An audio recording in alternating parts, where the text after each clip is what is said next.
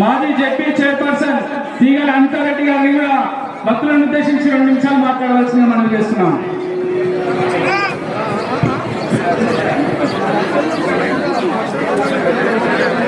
జై బలో గణేశ భగవానుకి. అందరికీ నమస్కారం.